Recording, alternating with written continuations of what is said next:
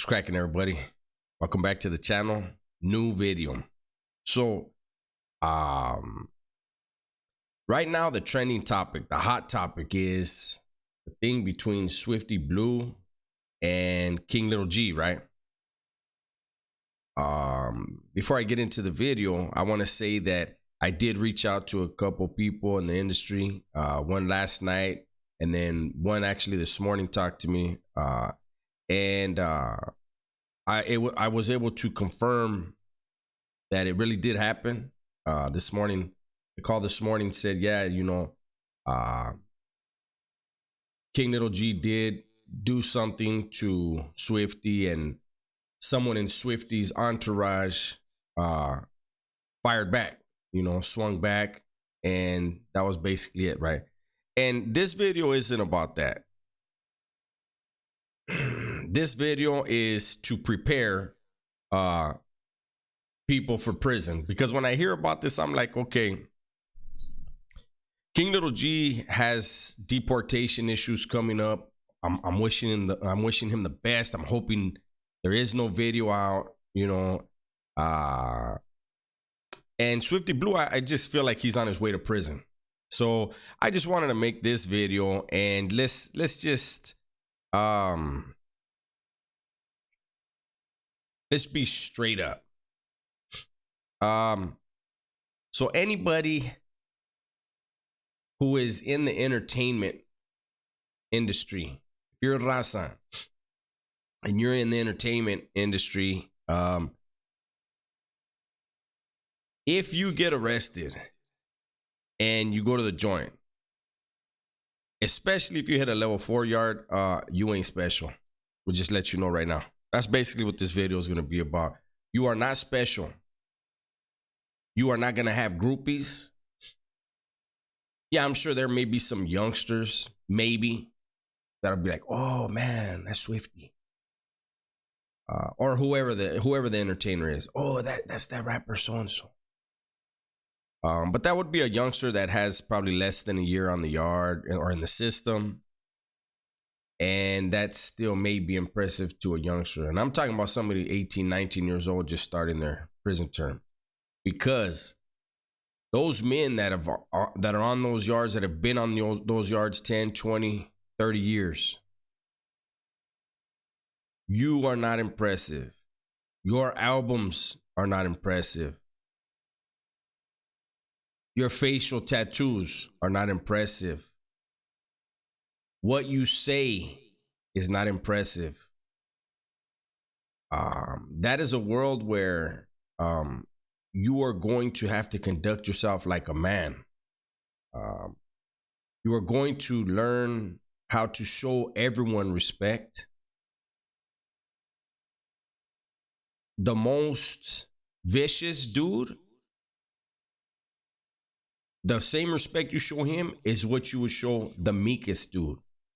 The homie that is probably the smallest on the yard, little skinny dude. You're going to show them both equal respect. And they're going to show you equal respect if you earn it, right?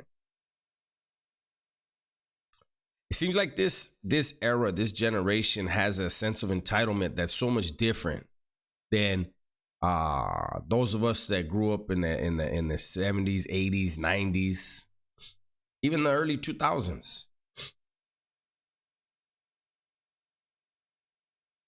I promise you that prison is full of people that wish they were on the streets, wish they had some kind of talent that they had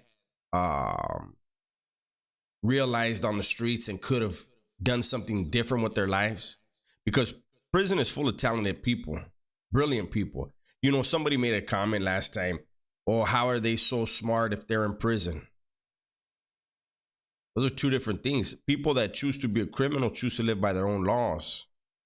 They know they're going to go to prison. But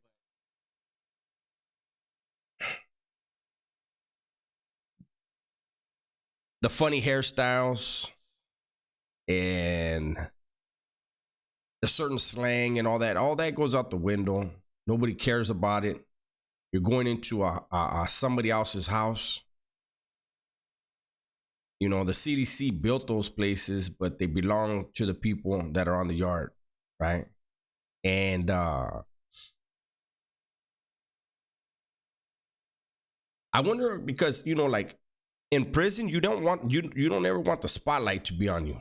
You don't want everybody in your business, because that usually brings bad things.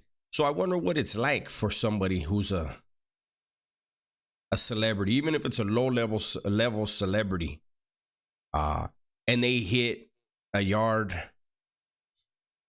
Like I said, I know if it would have been, you know, I know a lot of dudes, the older vatos gonna be like, who the fuck is that? And they're gonna tell, oh, that's so and so. Who's that?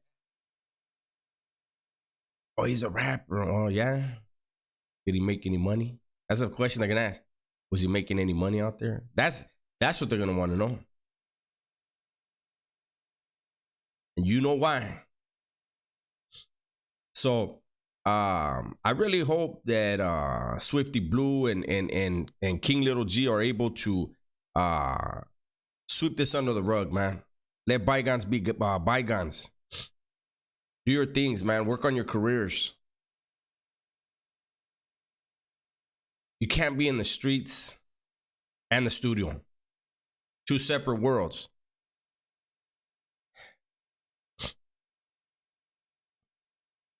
If you don't want to be in the studio, then get fully in the streets and let somebody else have an opportunity that has the passion and the talent.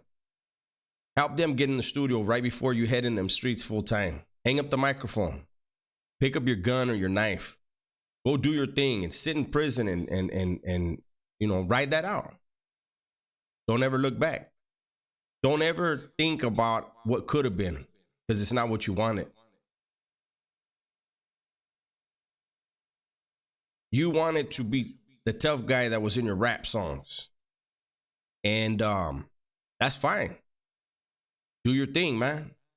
But do that time and don't be sad about it ever, because you choose to waste your potential.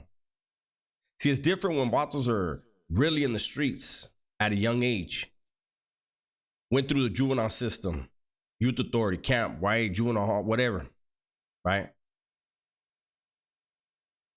18, 19 years old, fighting a life sentence because they were really in the streets, right? They didn't get to realize their potential because they were in the streets.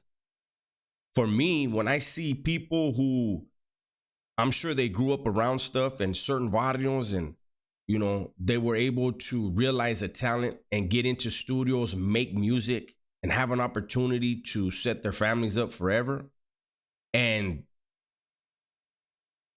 have one foot in the streets. Like, I don't get it.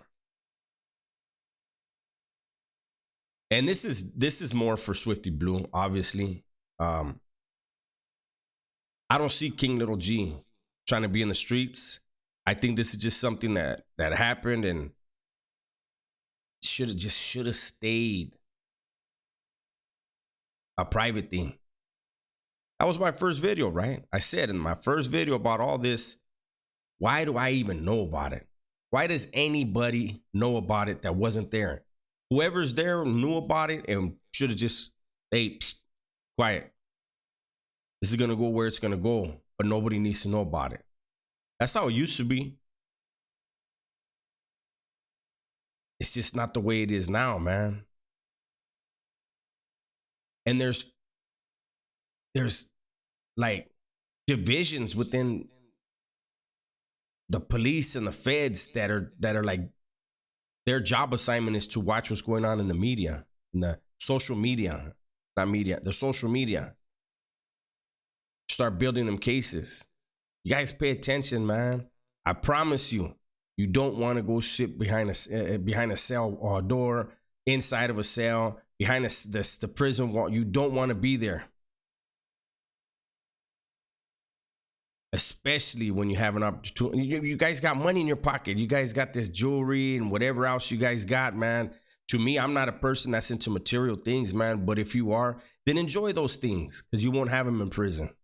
And once you get behind those prison walls, it don't matter if you're sentenced to 30 days. something can happen where you get put in a situation where you wind up killing somebody or getting attempted murder. Then you might be there for life. Why? Because you decided making good money wasn't good enough. Being able to travel wasn't good enough. Being able to be around beautiful women wasn't good enough. Now, what was good enough is being around a bunch of angry men. Hanging out with a bunch of dudes on a street corner or in a car. Then in a cell, on a yard. Don't make sense to me, man, but hey, to each their own. Whatever you do it to the fullest. And don't look back. That's my video for today, man. Hopefully you guys liked it. Everybody, please be safe, be smart, and tell the ones you love that you love them. Come on.